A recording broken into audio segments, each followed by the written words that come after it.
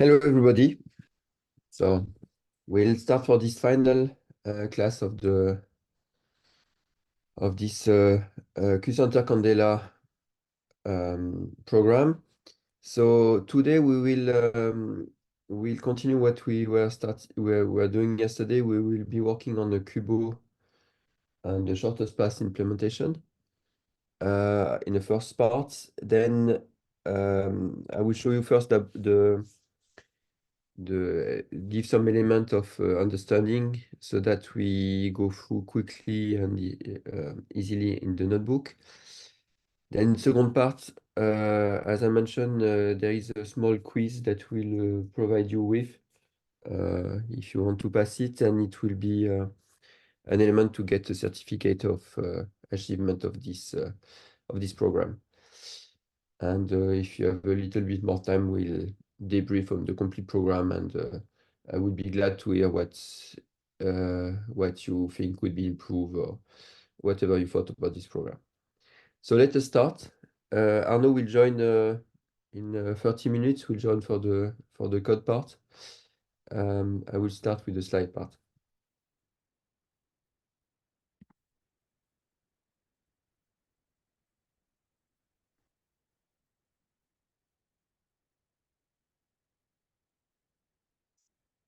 Okay, so we were there yesterday. So the goal is to solve a problem, shortest path problem with Kobo formulation.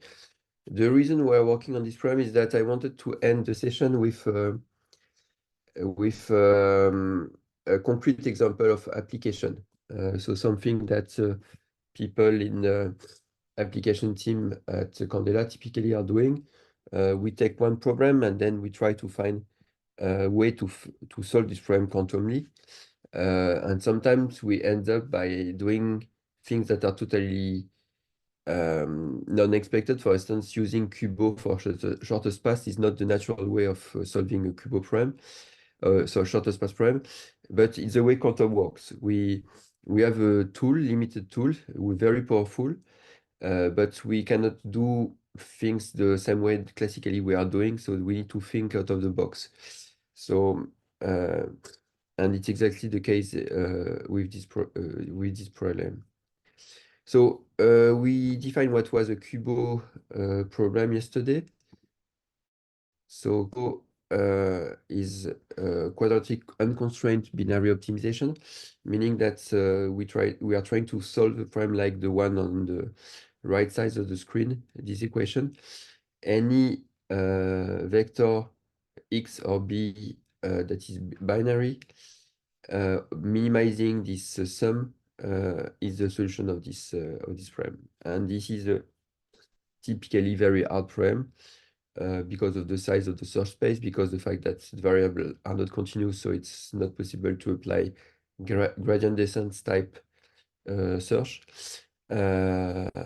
So it is typically one very hard problem for classically, and for which there seems to be some quantum possibility to solve. So we gave an example with the vertex coloring problem. We gave the very rough idea of how we will be doing that with photonic processor. And we saw that at the end of the training, what we expect is to be able to make few samples, and the bit string that we'll be generating will be the solution of the problem. Yeah. Something also to note is that in the problem we had here, the bit string or the reverse bit string was the solution. In fact, because you can always change in this problem, you can change the two variables. So we expected the algorithm also to converge to the two possible solutions, which is the case. And then we stop there. So we will be trying to solve the shortest path problem with Kubo solver.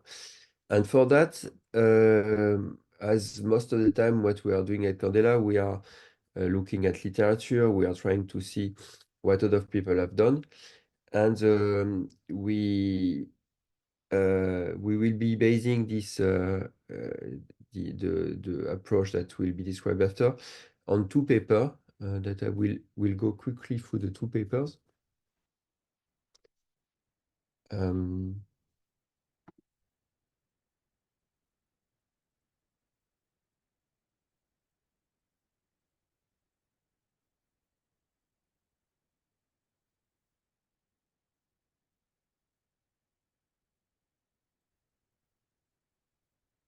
So this first paper is from IEEE journal from 2020, and it's about solving the shortest path problem on a quantum annealer.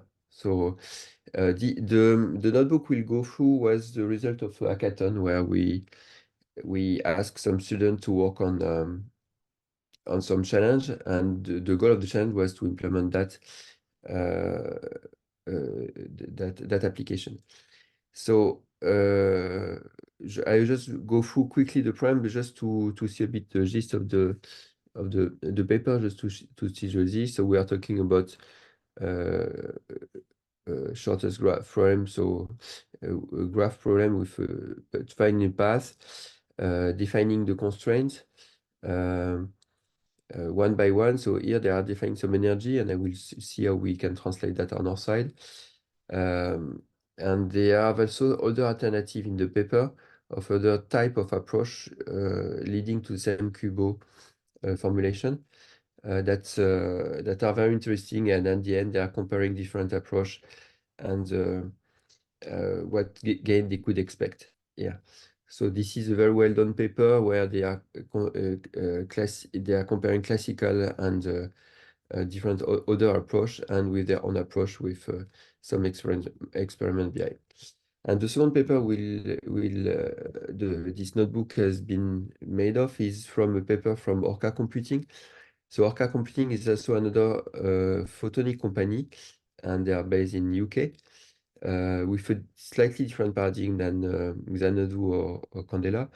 And they are proposing this framework for QUBO.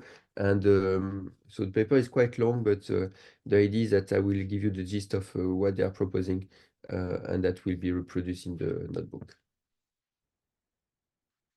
So again, yes, what is very interesting in this field is that there is quite a lot of literature, and so it's quite interesting, at least just to try to reproduce paper. It give an idea. It might not be optimal for a platform, but it's a very good approach and learning approach. So going back to my slide. Okay, so yes. So first, what is the shortest path problem? So the problem statement is very easy. So and it has been very well studied in the graph theory literature. You have a graph with vertex or nodes, and they are connected with edges, and on the edge you have some weights, like the graph here.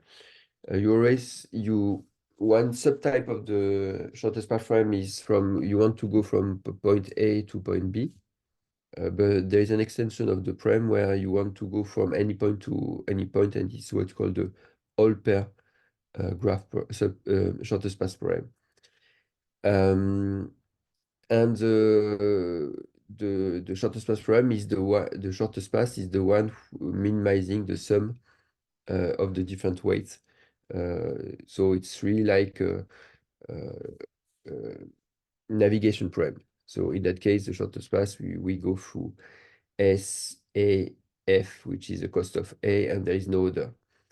The problem in itself has multiple formulation. The one we understand easily is the one for navigation, where all the distance are, for instance, minutes or kilometers.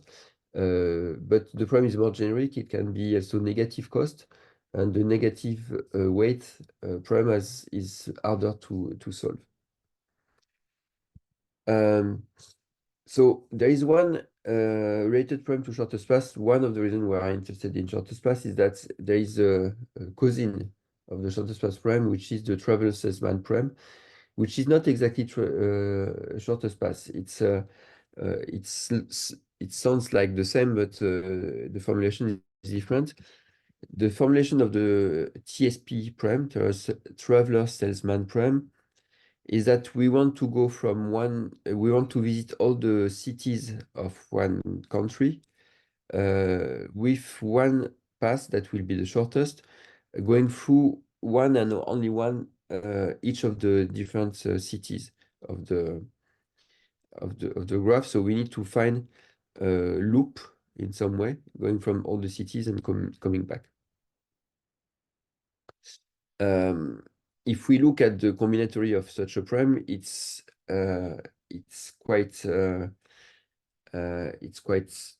huge because basically you can say, okay, I take one sentence, one city, and then I need to choose the next one, and I need to choose the one after, and every time you have n minus 1, n minus 2 choice, so it is a factorial combinatory problem, so more than exponential.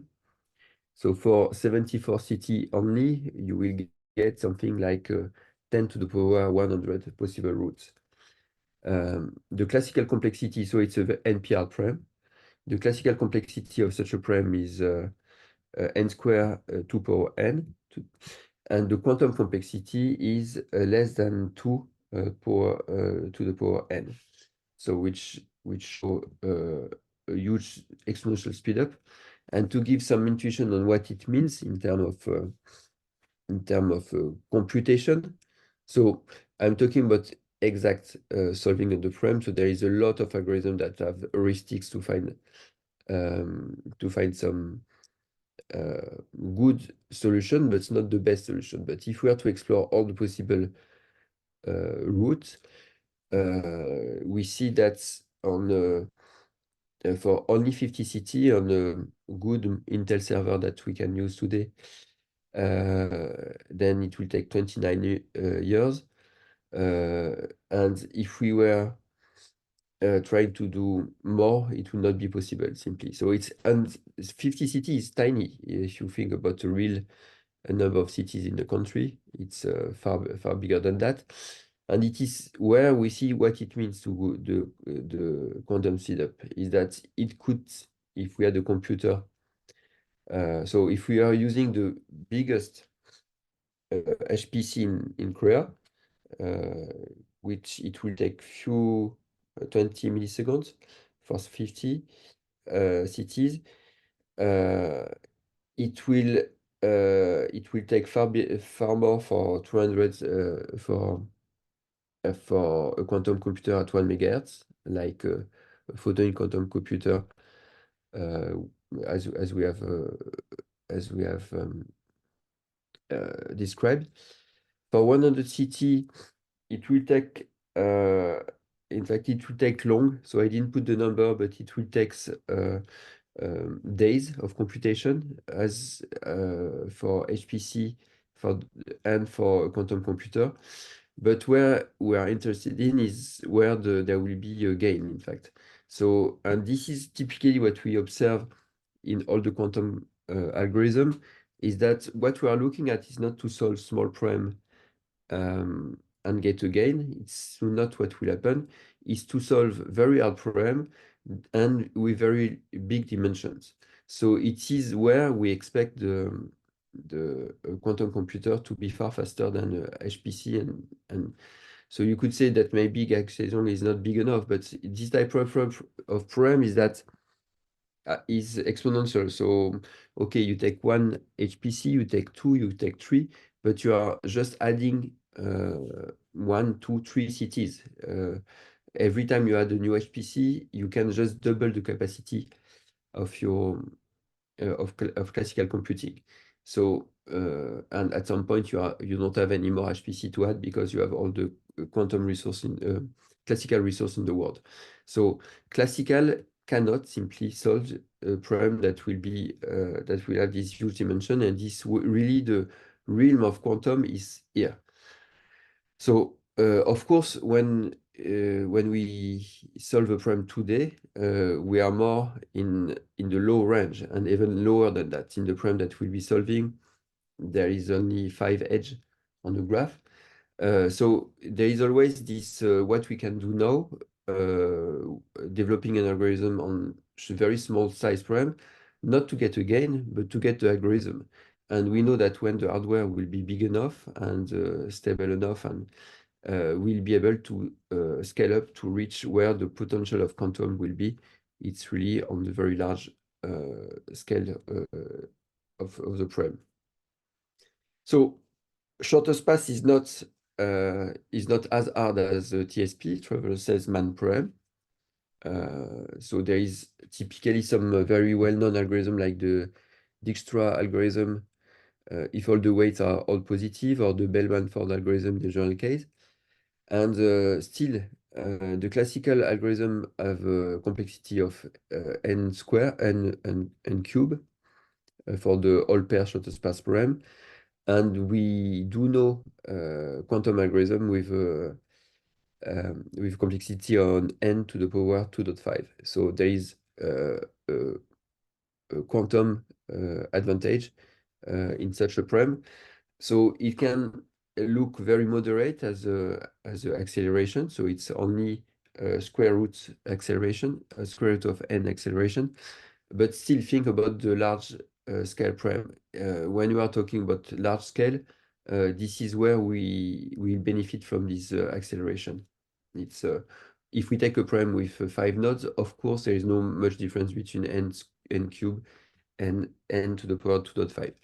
So globally, it is what you need to keep in mind when you are developing algorithm is again this where and why using quantum, and thinking about what we can do now in the NISQ area and what we will be able to do in the longer term.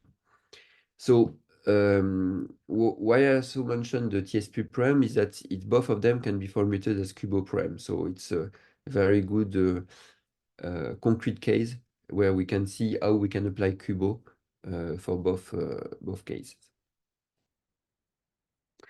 Last, so the Traverse Salesman prime or the shortest path prime all have application in real world. And of course, we can think about navigation, but we can think about a lot of industrial applications. For instance, PCB manufacturing, when you are manufacturing electronic card, analyzing social network, analyzing network, IT network. All of these are graphs, and there is a lot of need where the solution is solved by some shortest path problem. And it's not explicit. In fact, nobody really solved the problem shortest path problem to solve the shortest path problem, but to solve a bigger problem. And this is another key point when we are developing algorithm, is that we always start with some real world application that's our customer have, and they are coming with some optimization problem. They call that optimization problem. And then we try to see what it means optimizing such industrial problem. Then we can formulate that as something like shortest path. Then if we do that, then we can formulate that, find an algorithm like Kubo, and so on. So it's kind of a cascade of analysis that lead us to make an algorithm. So to model that, so we'll go through that in detail in the notebook, but just to decrypt, because the notebook is going quite fast on different notions, so I wanted to just to explain the different parts that will be used in the notebook. So first, we are using what we call the adjacency matrix. The adjacency matrix is the way to encode a graph, uh, uh, um, directed graph, weighted graph with a matrix. So here you see that the matrix, which is the adjacency matrix, has the size of the number of the nodes, the vertices, and each a cell of the matrix is containing the weight of the column from the starting point, a row from the starting point and column to the end point. So here we have two for the starting point S, which is the first one, and finish is the last one. We put the 2 here because to the second column corresponding to the A, and the third column to the B. So we can go from S to A with a cost of 2, and S to B with a cost of 1. And this is sufficient to encode the graph, because you can have in a graph, you can have maximum n square graph linking all nodes to all nodes. So this is the adjacency matrix. For modeling the shortest path with Kubo, and it is the approach that there is multiple approach in the paper that the notebook is based on, but the first approach is considering the matrix, which is a bit non-natural, that is defined this way, where the different rows of the matrix are corresponding to the matrix, to the vertices. For instance, here there is the vertices S to A, the vertices the vertices S. It is the edge S to A. Vertices S, A, B, F. So in order, and the column are the step in the path. So, for instance, if we take the path S, A, F, then there is 3 steps, and the first step will go through the vertices S. The second step will go to the vertices A, and the last step will go to the vertices F. And there is no step going to the vertices B. So this would be the matrix corresponding to this path. So here we are able with this definition to encode a path in a matrix. And with such a matrix, we need to add some path. So any matrix is not right. In fact, you cannot, for instance, have a multiple one in the first column, because multiple one in the first column would mean that for a step of the path, the path was on multiple on multiple vertices, which is not possible. So we can explain different constraints. So, for instance, each position must be occupied exactly once. So that means that when you have a path, you cannot have a missing column. You cannot have a 0 here, because to go from the beginning of the path to the end of the path, you need to go through all the different steps. So we can formulate that as this, the sum over P, over the position, of 1 minus the sum over V of the cells square. So we put a square here because we are looking for a quadratic formulation, and you can check that this kind of formula, the minimum of this formula will be minimal when there will be only one path. There will be one value for each column. In fact, one of the XVP that will be 1 for each P. If it's not the case, so at some point there will be a 1, and then it will not be minimal. So here it's not exactly expressing the constraint, it's giving a formulation that we can minimize, and the minimal will be, if we reach a minimal, then we are verifying the constraint that we are looking for. The second one is that we cannot have a path going through twice the same vertex. It's the definition of the prem.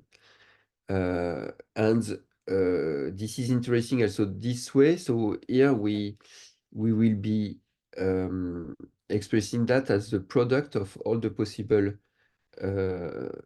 rows. So you take one row here, so this y, and you multiply by all the other possible in a cell in the same column, and then it has to be 0 if we want to respect the constraint.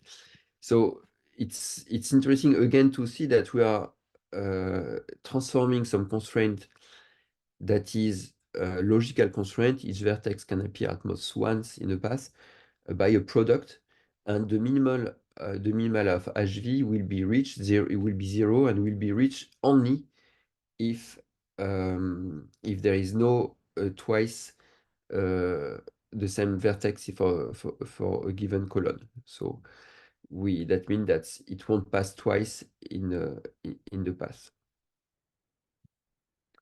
The last constraint here is that we want the path to start with the first with the starting of the graph, and to end with the finish of the graph. So here again we make a quadratic formulation of the prem, and we just need to say that x11 is 1. But to say that, then we say that we need to minimize hs, and it will be minimal when x11 will be 1. So again, you see the kind of twisting between what we want to say, x11 is 1, and the way we formulate that to get a quadratic formulation of that. And the same for the finish. The cell at the bottom right of the matrix needs to be 1, so that this satisfies this formulation. So we are starting to see Kubo here, but we are missing one thing, is that we want, of course, to have the shortest path. So to have the shortest path, then we just need to multiply each of the transition. So if a path is going from I to G, from the step P to the step P plus 1, then it will have a cost of CYG. So here we multiply XYP by XJ P plus 1 with the cost. So again, it's kind of non-natural. It's totally twisted, because we'll be multiplying a lot of a value that will be 0 here, but it's totally okay. So we are talking about binary variables. And we are looking for binary variables. So in that case, they will be 0 most of the time and 1 for some step of the path. In that case, we see that it will be correctly working. The sum of this sum will be expressing the cost of the path. So if we want to put everything together, then we will just make sure that the first constraint, which is kind of the hard constraint, we want to say, okay, a path needs to pass only once by each vertex, not more than 1 by each vertex. Each step of the path needs to be defined. It needs to start from the start, it needs to finish at the end. So this kind of very hard constraint, we want the prime to solve that. And there is what we want to minimize, the HC. HC is the cost of the path. So what we are doing in that case, we will be putting a coefficient alpha here, a very big coefficient, so that whatever is the global minimization that we'll obtain, this has to be solved before this is minimized. So to make that, we just take a coefficient of alpha that is bigger than the sum of all the coefficients here of C. So whatever is the value of that, it will be smaller than this part, which means that to get the global minimal, the system will need to make sure that this is minimal and this is actually zero. Then it will solve the second part. So for that, we just take alpha is the sum of all the cost plus one, so that satisfies this. And what is very interesting here is that we have converted the shortest path frame into a Kubo formulation, and we are looking for the minimum of the H. So H is kind of the energy. It's not an Hamiltonian, so be careful. It's the energy of the system that has nothing to do with Hamiltonian here. Uh, and um, and with this kind of twist in the expressing of the prem, where we define hard constraint and soft constraint the same way. This is the HC was what we were trying to minimize. The first part was kind of the definition of the prem, but we put everything in the same formalism. And we just say it's a minimization prem.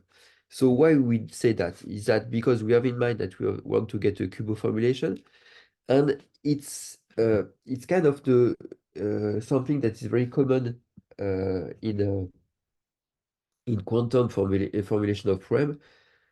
You are trying to twist a prem to the tool you have. So the tool you have, you know that a quantum computer cannot do some mathematical operation, so floating point operation. So it's not there is no need to try to convert that into some operation because you won't be able to do that.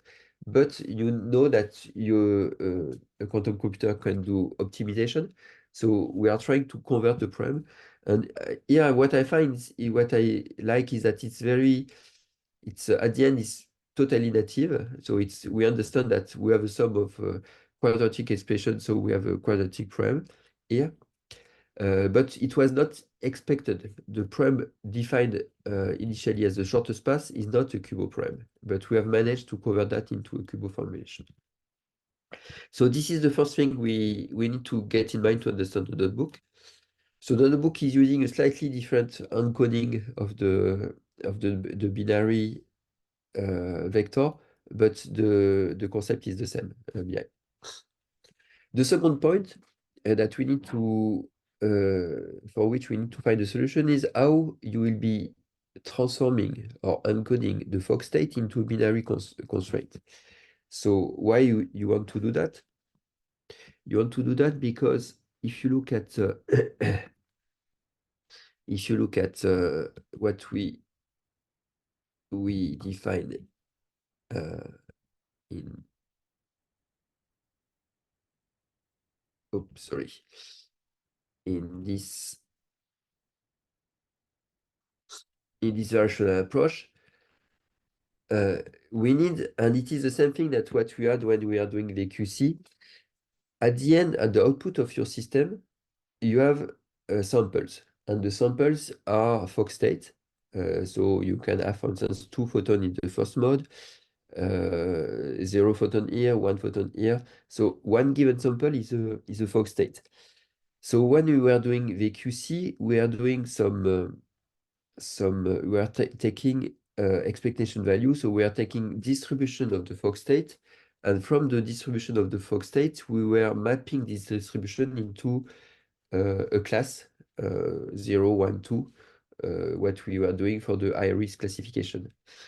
Here, we want to convert one single Fock state into a bit string because we are the Kubo prem is very neat because it can be expressed with a bit string, which is one of the solution of the one of the possibility of Kubo.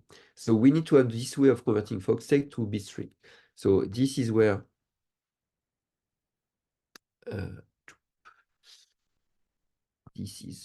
we need to go back. Sorry. Up. So we need to find this way, and here you can have multiple IDs to do that. In the paper that we are presenting, the paper of Orca, the authors are using a parity function. And parity function is very simple. In fact, is defined by this formula. Rho bi is the modulo of ni modulo 2. What does that mean? That means that we are just taking, if there is an odd number of photon in the first mode, then we say that it's 1. B0 is 1. It's a B1. It should be B1 here, sorry. If there is an even number of photon in this mode, then we say that it's 0.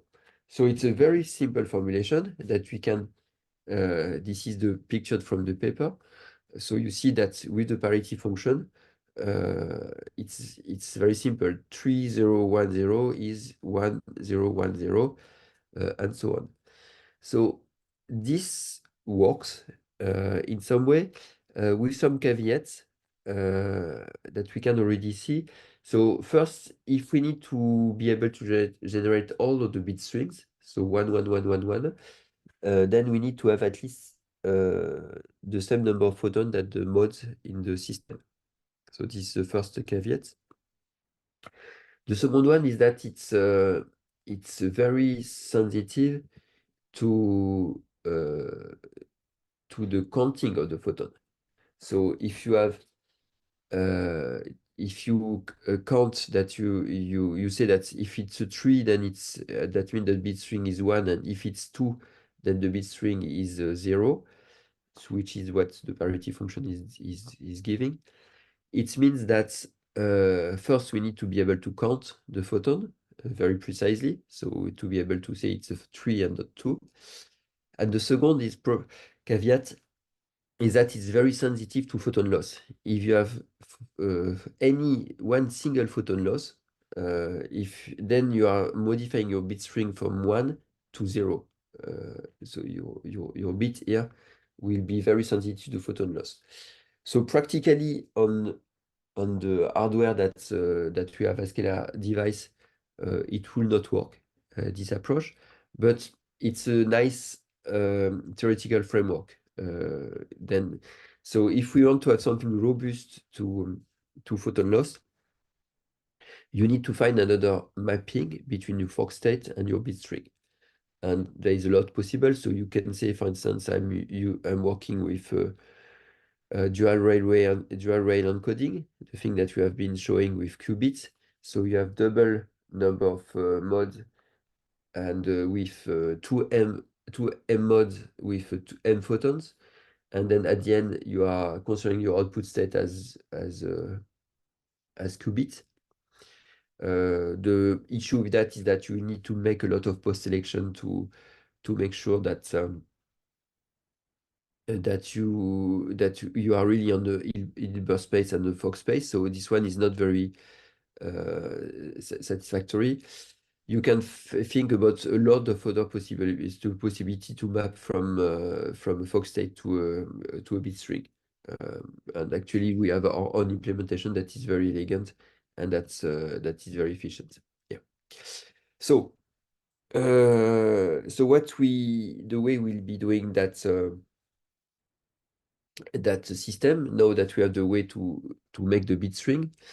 So we are starting with interferometer as we have defined. This is also from the Orca paper. We are generating this quantum states. We are making the distribution of different quantum states corresponding to the probability of the different bit strings. Then we compute the energy of the system with this dominant probabilities, and then we optimize the parameter to increase the probability of the bit string that we want to have, and then we iterate.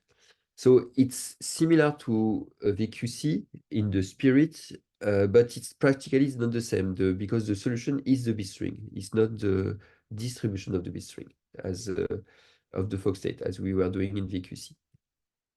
So it's time to move on the notebook again.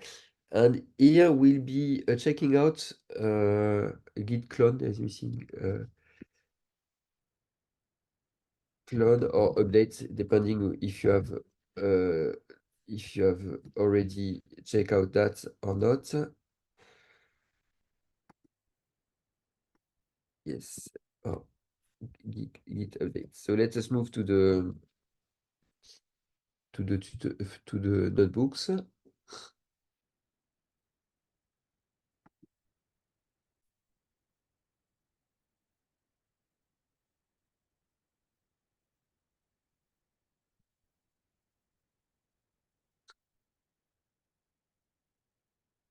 Okay.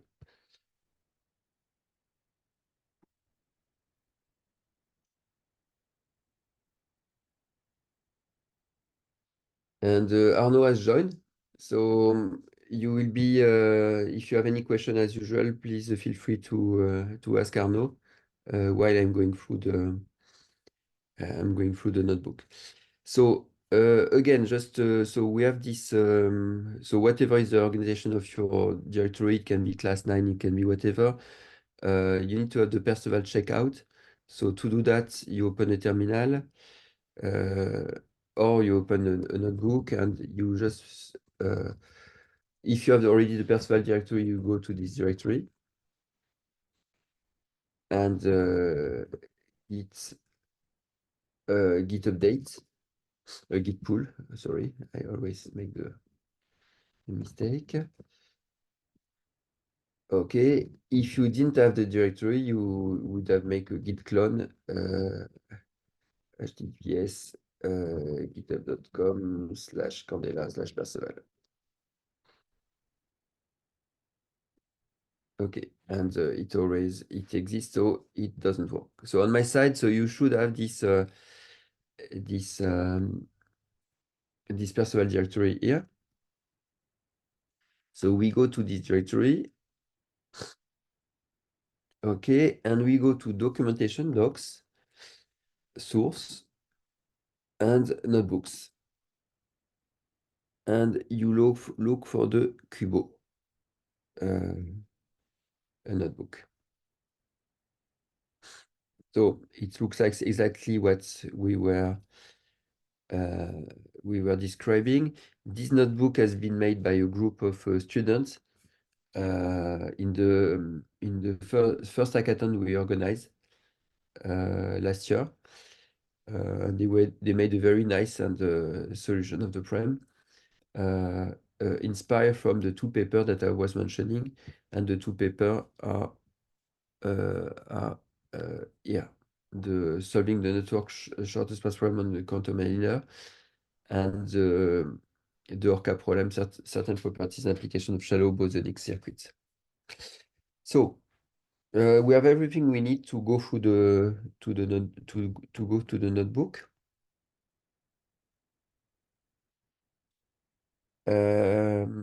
So let's start, and we'll see.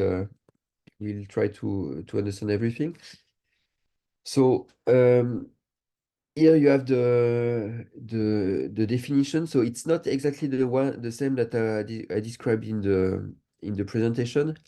The binary vector they have is on the list of edge, in fact. So here their formulation is using the binary not as the formulation of the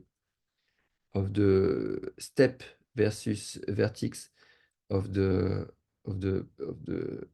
path that I was describing, but more on the edge here. XS is XYG is 1 if the path is going from through the edge S, linking the vertex Y to the vertex J. So, but it's just they made this choice. I don't know why, but it's leads to the same formulation at the end. The only problem is that the size of the binary vector is bigger uh, because of the number of edge is bigger than the number of vertex in this formulation. But still, they can express the fact that it starts from the S node, it ends from the F node. It's every pass. There needs to be a pass going from a connection between. If we go to E, you need to I, you need to come to I. So this is the formulation. The path needs to be continuous. And the path needs to have the shortest possible cost. And in that case, the definition is a bit simpler. You see that Simply, if it goes from IG, then you multiply XYG by the cost of IG from the agency matrix. So it's not exactly the same definition I was taking, but you recognize the same principle here. And again, you want to minimize the objective function here. And with this alpha coefficient that is taken as bigger than the sum of all the weights of the graph, so that when we get a solution, we are sure that this part is minimized to 0, and this is the only thing that we have that is for which we have some actual minimization. So they on their side will go very quickly at the end to the function generating the. So they call that Hamiltonian, but it's not Hamiltonian. It's the energy of the. Let's call that energy. It's not even energy, in fact, but it's the Kubo energy. It's what the value that you want to minimize here. So they have a function that implements this. We'll see that and we'll apply that to bigger graph after. So for this very simple graph, this is the agency is not energy matrix. The number of the dimension of the matrix, the square matrix, is the number of edge, since they decided to take the edge as the binary representation there. Then they will be using the parity function, as we were describing here, with some little twist. In fact, they define for each possible output Fock state, they define row 0 and row 1, where row 0 is exactly what we are saying, the parity function, and row 1 is when they are adding to each number 1, which is exactly making the inverse of the parity function. So it's when you have 0, 1, 0, it will be 1, 0, 0, 1.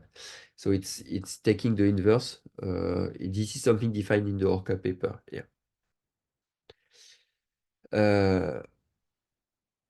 Okay, and they define, you see that the edges are ordered by SA, SB, BA, AB, AF, BA, BF. This is the ordering of the path of the edge in the graph.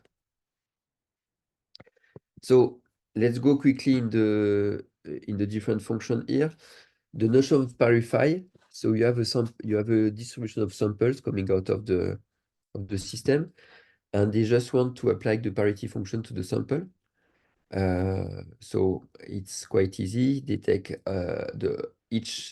for each bit string, each mod of they are taking the modulo 2 of it, and they are rebuilding a basic state with the parity. So they start with a basic state that is a Fock state, and they build a parity from there with this plus G that comes in the process.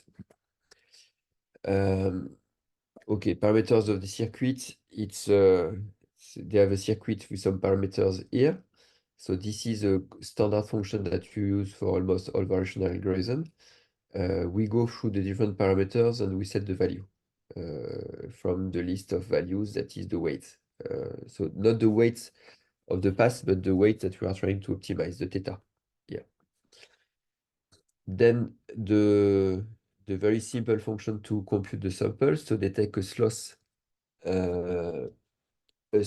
processor. So you, as a reminder, sloth is standing for strong linear optics simulation, and so it is the strongest simulator that we have, and that is able to compute all the probability amplitude of all the different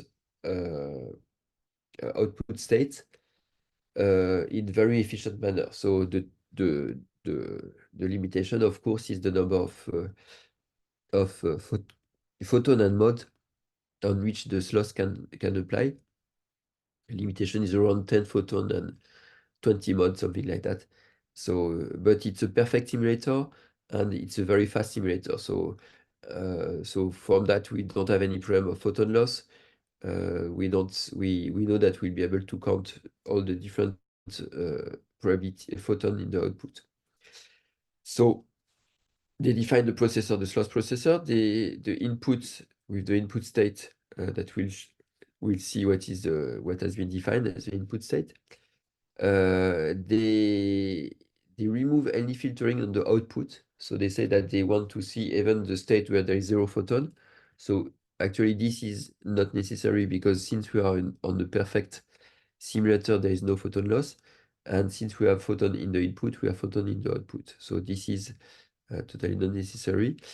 We are sampling from this processor, so with the sampler algorithm, and we are calculating sample count. And from the sample count, we will parify them with the G to get G and to get rho and rho 1. Yeah, from that. So we'll make two samples, where we'll compute rho and one where we will be compute rho 1. So there is something a bit strange there, is that they are making two calls for rho 0 and rho 1, while we see that this will be staying exactly the same. So if this one running on the QPU, that means that they will be making two runs of the QPU just to at the end make two different calculations of the parity, which is very costly in terms of resource, since the result will be the same for two iterations. So this would need to be done at once. So the core of their circuit, of their algorithm, is generic interferometer. No, it's not a generic interferometer. Actually, you see that they define programmable beam splitter here. So why I'm saying it's not a generic interferometer is that it's not looking like the MZI representation that we have been doing in the previous lesson. They are deciding to take programmable beam splitter, which is totally possible. But as you know, and that we discussed different time, this is not something that the hardware will support. So when we'll compile this circuit will be transformed into a circuit mapping MZI representation. So this is totally invisible to the user, but it's what's happened in the background.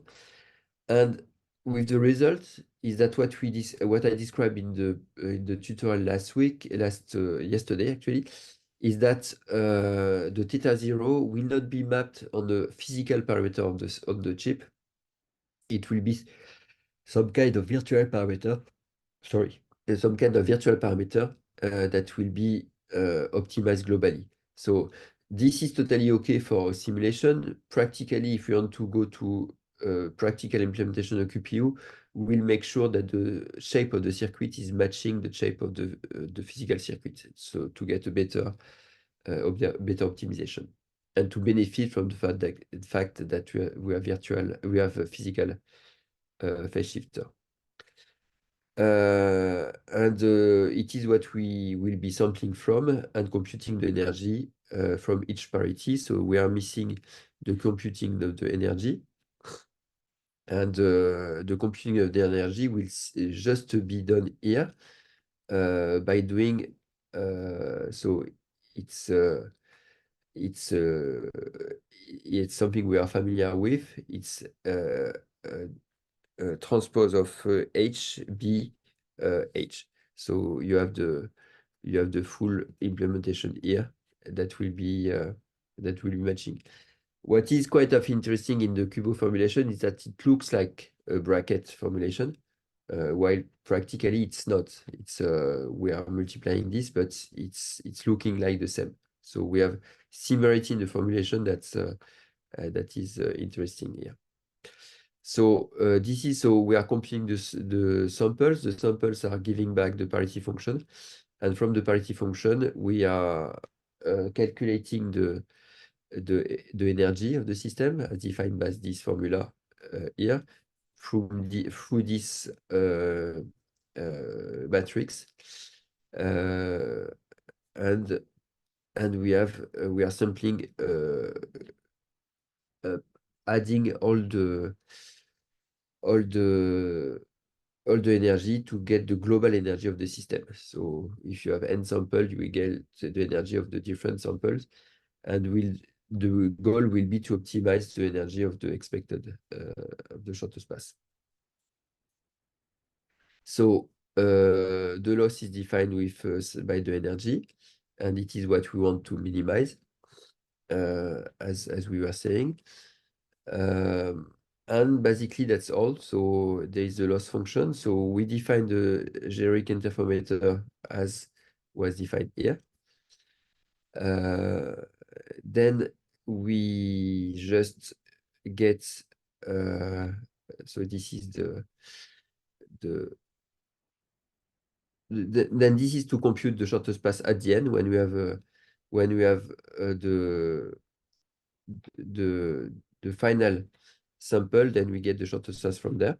So moving on that. I'm not sure that yes, evaluated. No, I didn't evaluate everything, so I missed this. Okay. And then the optimization itself. Okay. It's running.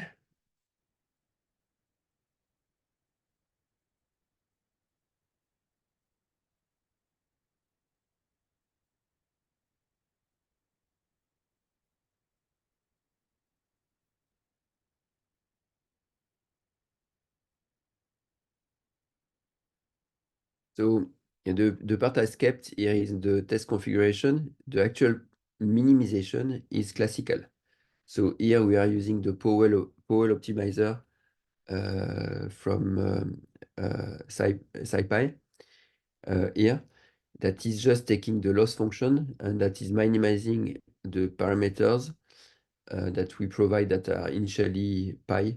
It could have been random. It could have been, so you see here. I don't know why they took pi as the default. Um, and it is a constraint minimization. We want the value of the theta value stay on between 0 and 2 pi. We could actually drop this constraint, because even if you go beyond 2 pi, then it will be the same than a value between 0 and pi and 2 pi. Okay. And then you have the shortest path coming here. Okay. Let's check what it means. So I did that, and I will plot the samples. Okay. And the path that is that has the highest probability here is the path we are looking for. So you see that it's a log scale. Actually, it's not the one. Yes, you see that it's the log scale, meaning that even though we see that there is a comparable size between them, in fact, this one is winning clearly. So on a normal scale, if you had taken something like 10 sample, this would have been enough from the noise from the other one. So what is remaining is the noise that is remaining is not actual noise. In fact, it's just the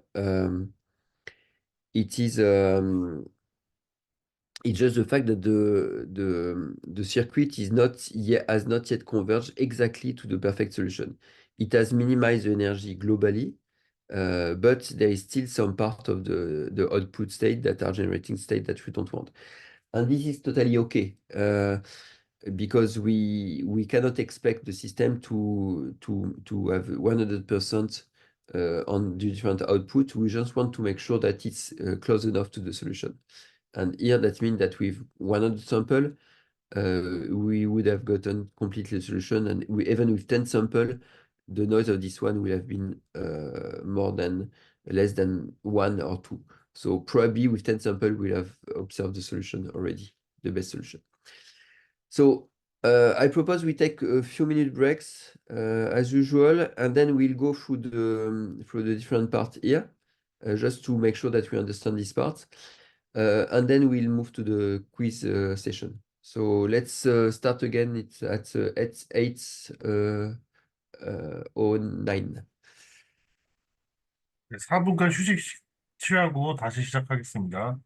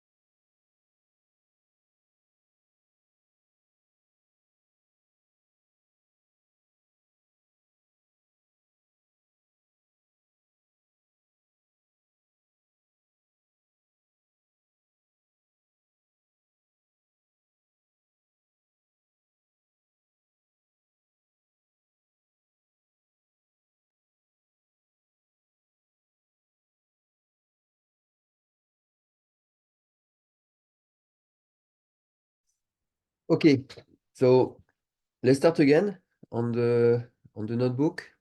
I just wanted to go quickly through the auxiliary function. So you see that here you have the solution that is provided um, on the hard-coded energy function. So not energy but Kubo function. Let's call that energy uh, function. We have it running for and giving us a solution here. The question is how do you generate this function? So it's quite easy actually. So we'll see that in detail. Uh, so the main function is the what is called by the author the graph to Hamiltonian. So we take a graph as an agency matrix, and then we build the Hamiltonian, or let's call that, I've problem saying that it's not Hamiltonian, so we call that the energy matrix of the graph. So it's quite easy. We see that we take the alpha, we compute alpha parameters, then we compute the first energy, the Hs, multiplied by alpha, the HF multiplied by alpha. And then this loop is actually doing the I, HI, multiplied by alpha. And we add up the energy, the HC. So again, we are talking about HS, HF, HI, and HC here. This is the global function that is quite easy. Um, how does that work practically? So for the alpha, we are taking the graph, and we mentioned that one possibility to make sure that we are satisfying all the hard constraint is that we take alpha bigger than the sum of all the weights of the in the graph. So in that case, they take the sum of the weight plus one. It could be times two. It could be whatever uh, here. So whatever we put here needs to be big enough to be bigger than all possible cost of the pass, bigger than the HC here. The HS, so again, how we define HS? We define HS, we need to make the sum of the pass uh, going to, so this will be true only when there will be a path from S to some nodes. So actually it will be it will be only one because there will be only one edge that will start from the start. So it will be all nodes will start. There will be one node coming from start, and we need to get the weight of that, the sum of of that. And this is all the nodes that will arrive to the start, and we need this should be penalized here. So it's the reason why it is minus. So graph to S is we are looking at all the agencies matrix, and if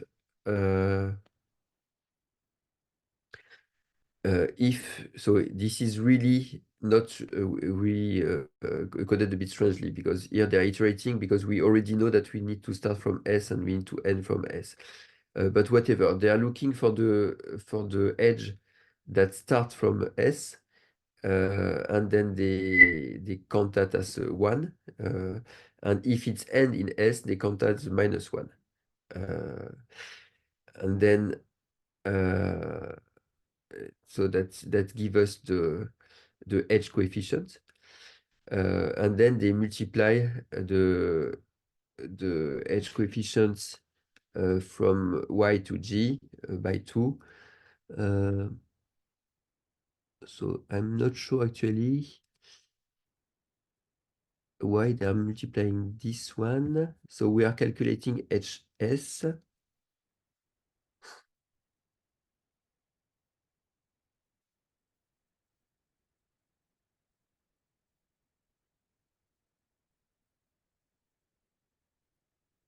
Oh, actually, what they're doing here is that they've made the square of the formulation manually. Yeah. Um, while so they are taking the square of that by doing the product of that by that by the so it's where the the two come from.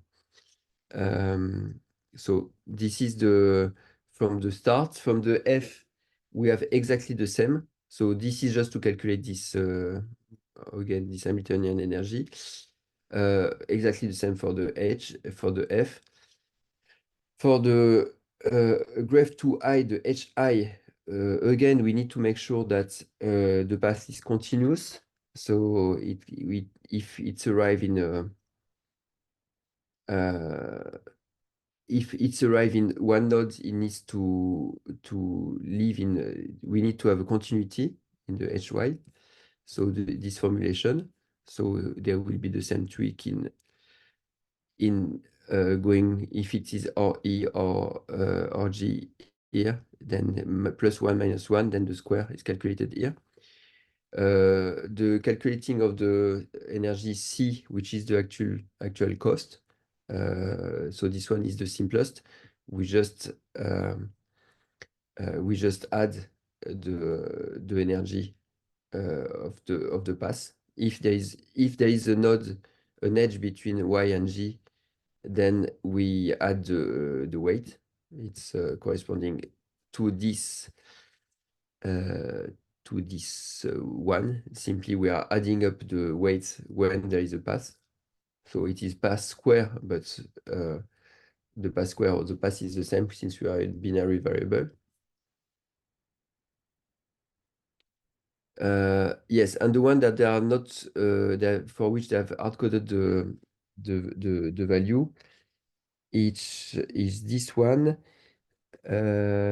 where this one, so this is the graph to I. Yes, they are iterating on the I for the graph to I here. So summary, we have the alpha, we have the S, we have the F, we have the HI here, and we have the HC here, and we are just taking the sum of all of that. And the sum will be, the first part of the sum will be weighted by the alpha, and the last part will not be weighted by the alpha. Again, is to get this it is to get this alpha here and this weight here. So quite easy, and you can generate this function uh, for for a 5-edge graph, or you can try with a larger or different graph. It will work too. So I modify by 2, I think. Yes, yeah, +1 in shade. So this gives you exactly the H1. Yeah. Okay, that's go through completely the process, and that is the last. So if you have any question on the notebook, it's time. I just want to. I think for me it's the nice ending, because we talk about the variational or how variational are important in the area and the NISQ area. In the NISQ area, the we saw the VQC algorithm that is on the IRIS dataset. We see the VQE eigensolver, which is a bit more complicated because we need to fabricate the Hamiltonian, the circuit of the Hamiltonian. And then we have another algorithm that is using the same variational principle, but it's not using the distribution of the output, but this is using directly the output mapped to a bit string with this Kubo implementation. But that's the core of the algorithm remain the same. The core of the algorithm remain this basically one line of code, which is the minimize a loss function with a classical optimizer, which is again very similar to what you saw in PennyLane with this optimizer. The only step, they call that step. We saw that in the Qiskit tutorial where they call that a fit. They define a classifier, their optimizer, and they call that a fit, this single line of fit. which at the end is exactly the same. It's on the tutorial yesterday we have this optimize, and on this we have the minimize function. So every time we are trying to minimize some classically some parameters of or weights of a quantum circuit according to a loss function. And so this is basically the single the single line that is present in all of this algorithm optimization from it could be random parameters or some smart parameters to start with, but it will always be that this line. Okay, I hope that this was clear. If there is no question, so I propose that we switch to the quiz. So it will be up to you to work, and it's you will see it's going through the different part of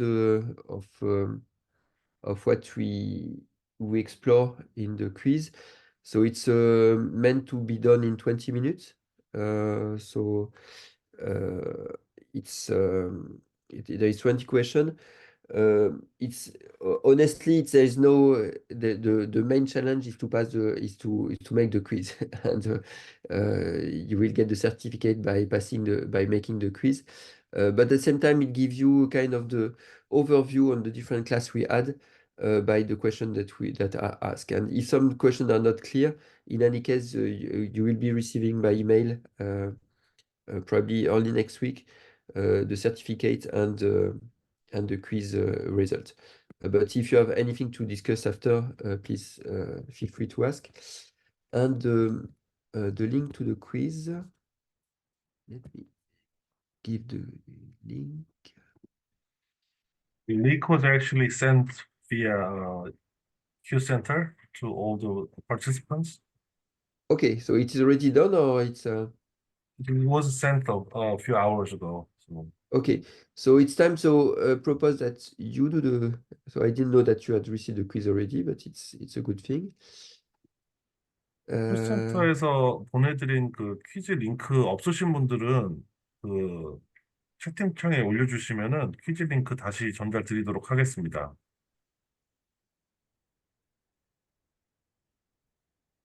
So I see that some of you have already done that and some of you are doing that. So let us take a few minutes.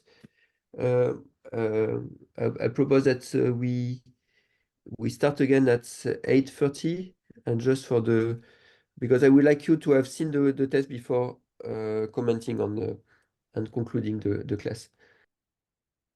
Okay. Let's start again and conclude for this session. So you will have more time if you want to do the test.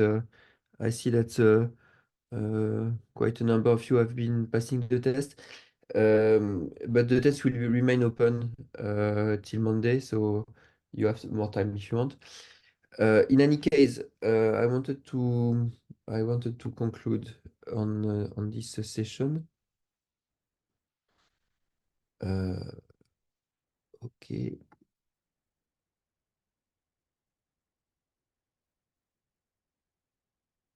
Yes. So this is the end of this uh, workshop series that we organized with SKKAU and Q Center.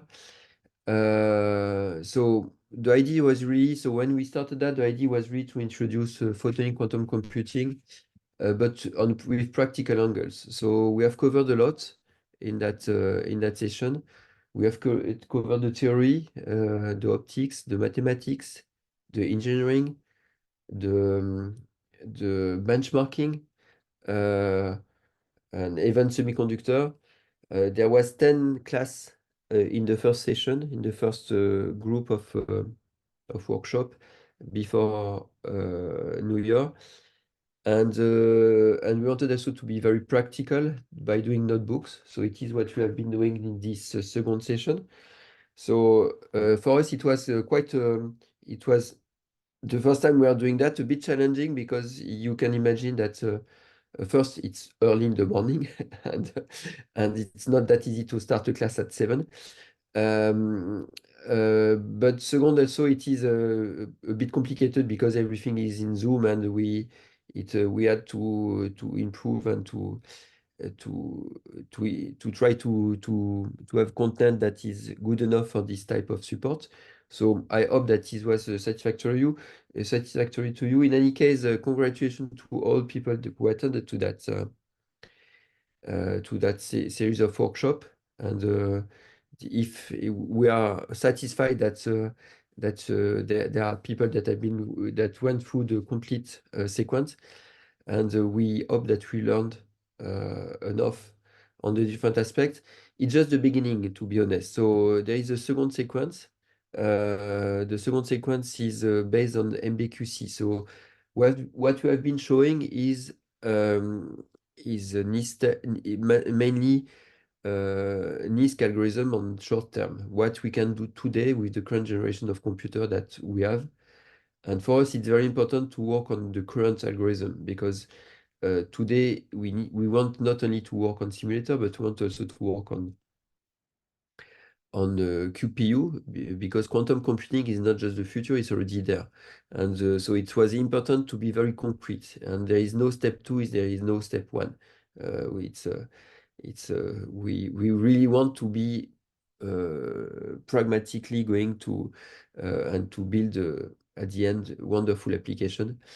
It is still a few years ahead because we need to have the hardware for that. We need to have the algorithm for that. So on our side, we already are working actively on the what you call MBQC, measurement-based quantum computing, with a paradigm that we have called SPOC, spin optical quantum computing. So we are using quantum dots that are controlled, that have also, we are using the spin of the control, those quantum dots. And the spin is helping us to generate entanglement states from the beginning. So the source quantum dot is emitting cluster states. And from the cluster state, it's far easier to do some application because we don't need to worry about applying untangling gates, probabilistic untangling gates. So this second part of the workshop, we have not planned for the moment anything special with QCenter, but it might come.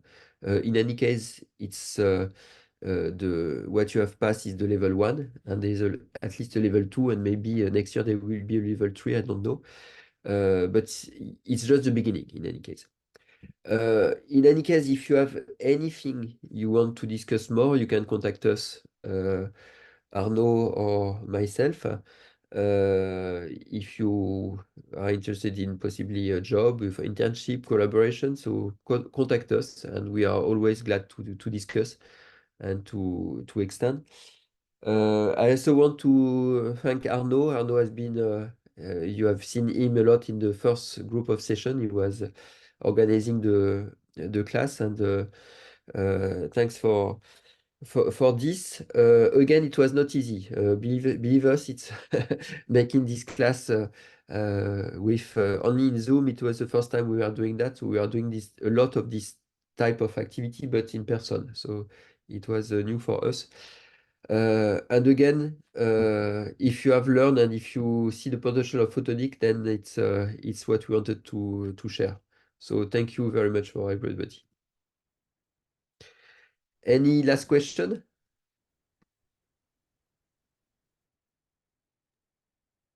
추가 질문 사항 없으신가요? 네, 추가로 질문하실 내용 있으면 양자정보연구지원센터 통해서 저희한테 이렇게 질문사항 전달 주시면 감사드리겠고요.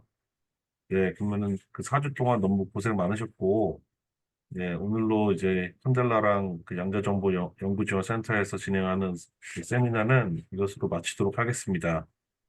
네, 그동안 고생 많으셨습니다. Thank you, John. Thank you, There is Arnold. a question. Oh, first question? Yes, there is one question. So the universal chip structure, so on our side, when you say universal means that we can implement any unitary operation. And the one that we are using on our side, so the design that we are currently have is called the Clement design. We have new new design that are coming that will be based on the Bell design, which is slightly different. So it's not exactly Clement if we look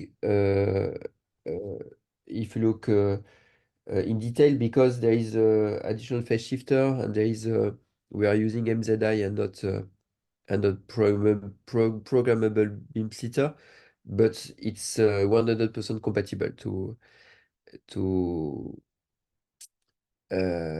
Clement. And there is a third one, which is more and more used by photonic foundries, which is called the Bell design.